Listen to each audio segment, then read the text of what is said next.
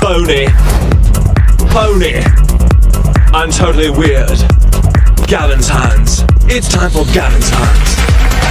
The notion of agency, that we're not bystanders in the world. It's decisions, not conditions, that determine our fate and future. And that fundamental notion of agency, I think, is important more broadly. And I think that goes to some of the issues around, victimization. And I see a lot of that, respectively, on the right, increasingly, even with Trump often approaching things. What you're watching isn't a debate.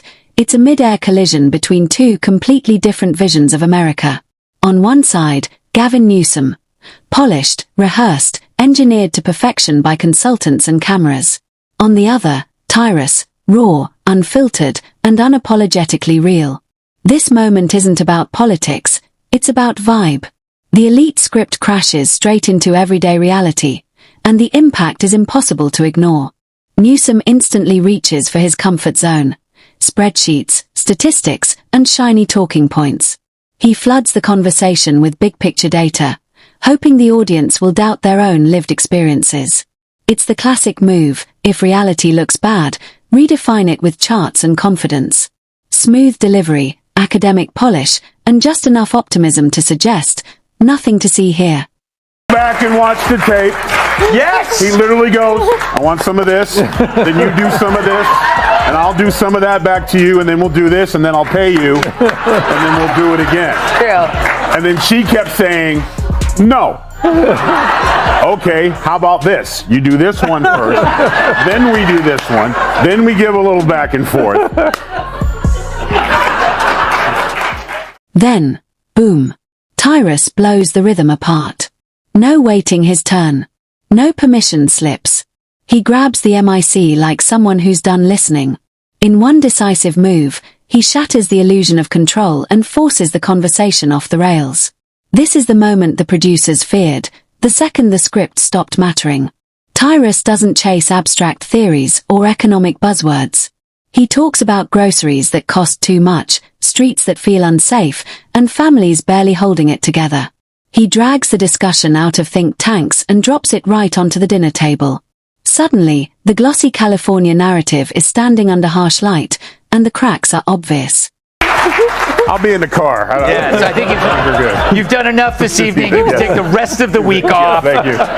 Charlie, I don't We've all been there, right? Gutfeld? Yes, we have. Yeah, it's noisy in the Sorry, city. every time I look, I just see him going. I'm sorry. You know, another option it could be, because he's doing the whole rebrand with the podcast. And he's trying. Watch Newsom closely here.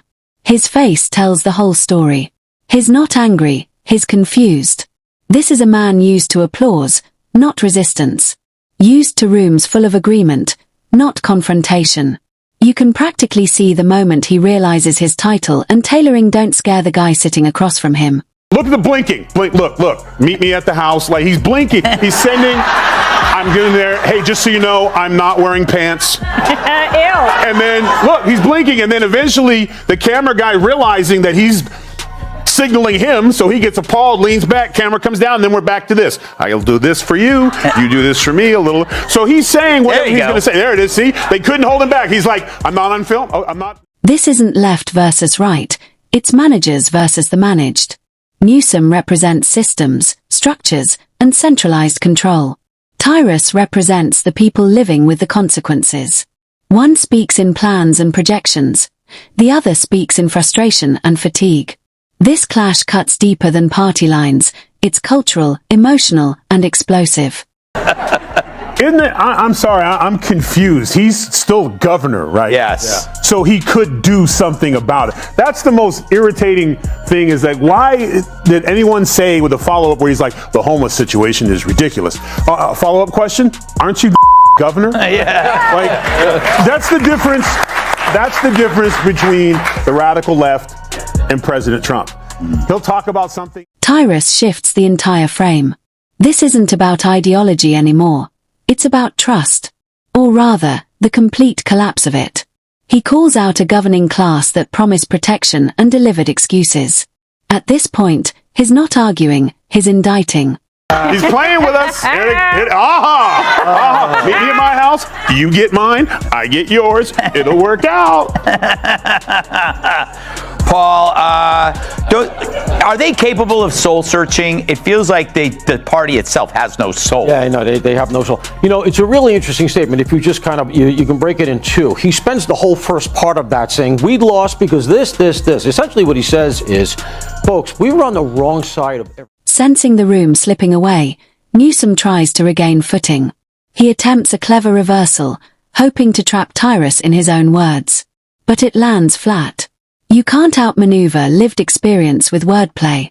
The confidence is gone. The audience feels it. The moment is slipping through his fingers. The atmosphere shifts. This is no longer just television. It's emotional release. Tyrus isn't speaking only for himself anymore. He's channeling millions who feel ignored, dismissed, and talked down to. The studio hums with tension as the establishment favorite suddenly looks disconnected and overwhelmed. He's incompetent. He's a nice guy, looks good. Hi, everybody. How you doing? He's got some strange hand action going. I don't know what the hell his problem is. It's a little weird, to be honest. There's a little something shaky going on there. I came into that recall campaign still arguing that all politics is local. I still had a romantic notion of that. I intellectualized that a lot of our politics and the discourse was national. I didn't fully appreciate how nationalized our politics have become. In so many ways, that shape-shifted a lot of what we're doing and who I am today. But this last year, these last 6-7 months, this is something. Then comes the closer. No theatrics. No rambling. Just one sharp point that slices through layers of political fog. Tyrus exposes the contradiction at the heart of the system. How flowery language masks real-world failure. It's the kind of moment that spreads fast because it feels forbidden and true. As the segment winds down, the contrast is stark. Newsom fiddles with papers, straightens his tie, and tries to recover the image he walked in with, but it's gone. Tyrus didn't just win an exchange. He punctured a brand. This wasn't a bad night for a politician. It was a public unmasking. So, a little bit of bubble. Yeah.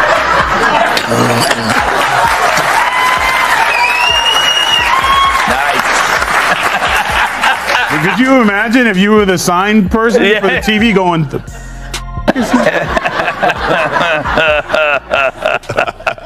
No, he reminds me there.